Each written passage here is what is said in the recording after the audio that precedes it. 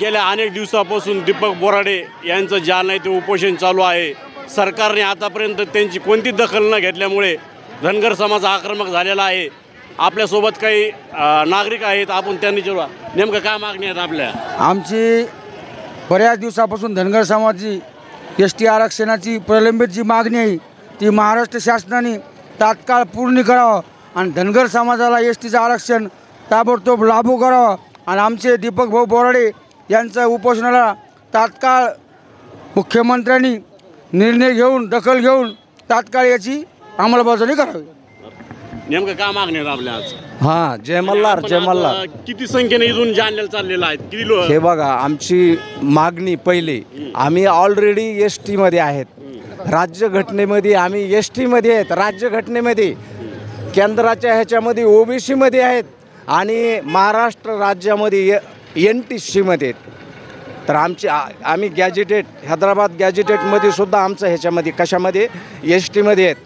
आमचे इंदोरचं गॅजेट आहे त्याच्यामध्ये आम्ही एस टीमध्ये आहेत आणि आमचे वेगवेगळे आहेत। MP मध्ये आमचे धनगर एस सीमध्ये आहेत, कर्नाटकमध्ये आमचे धनगर एस सीमध्ये आहेत, फक्त महाराष्ट्रात आम्ही NTCमध्ये आहेत। तर आमची सरकारला विनंती, जर तुम्ही आमच्या मागण्याचा विचार नाही केला, आमची मागणी काय आहे, आम्हाला र आणि ड धनगर इंग्लिशमध्ये डीच येतं, र आणि ड मधला जो डिफरन्स आहे ह्यो म्हणजे एका सचिवाने जाणून बुजून केलेला होता, मुद्दाम सचिवांनी जाणून बुजून केलेला होता।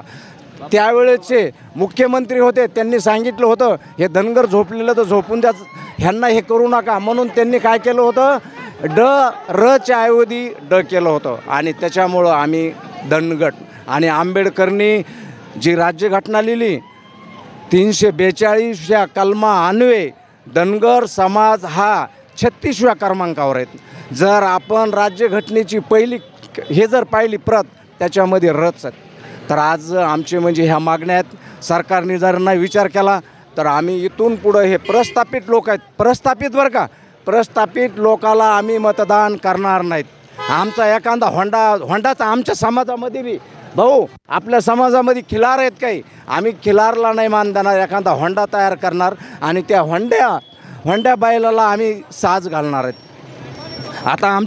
आता ह्या रूटने गंगाखेड परभणीत आमचा मोर्चा म्हणजे अनलिमिटेड आहेत, सर्व घराला लॉक लावून आलेले आहेत। म्हाताऱ्या बाया 100 वर्षाच्या हे बघा, आता ह्याच्यामध्ये 100 वर्षाच्या बाया आहेत आमच्या ह्याच्यामध्ये। आता माझी एक चुलती 100 वर्षाची आलेली, 100 वर्षाची, आम्ही पूर्ण आलेलो आहेत। आता अनलिमिटेड आहे, मी अकाउंट काही सांगत नाही। माझ्या गावामध्ये 2000 लोकसंख्या आहे, घोणशीमध्ये वाडीमध्ये, ते जवळजवळ 1600 ते 1700 लोक आलेले आहेत। खाल्ल्या घोणशीचे सुद्धा ते तसे आलेले आहेत। बाकीचं काही मी सांगू शकत नाही। मी मल्हार सेनेचा प्रमुख ह्या नात्याने सांगतो, माझं जिल्हा प्रमुख आहे। आता मानोजचे तालुका प्रमुखचा फोन आला, त्यांनी 80 गाड्या काहीतरी आल्या म्हणे।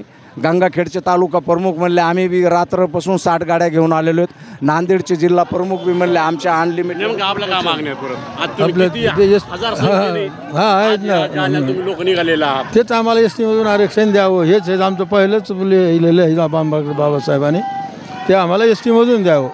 हां, एवढी सरकारला मागणी आहे। 1000 लोक तुम्ही इथून घनसंख्येतून निघालेले आहात। आता घनसंख्येतून अनलिमिटेड हे संख्या सांगता येत नाही, सांगताच येत नाही अंदाज किती निघाले, गावगाव आले।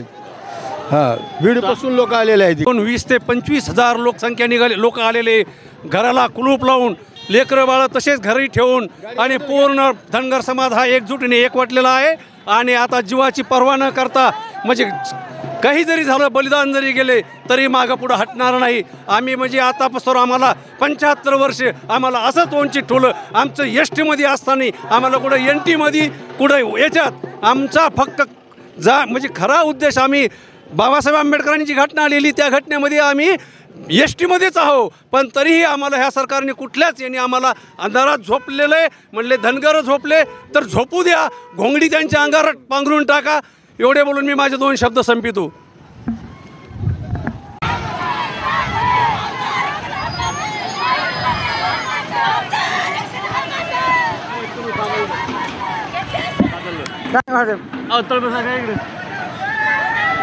काय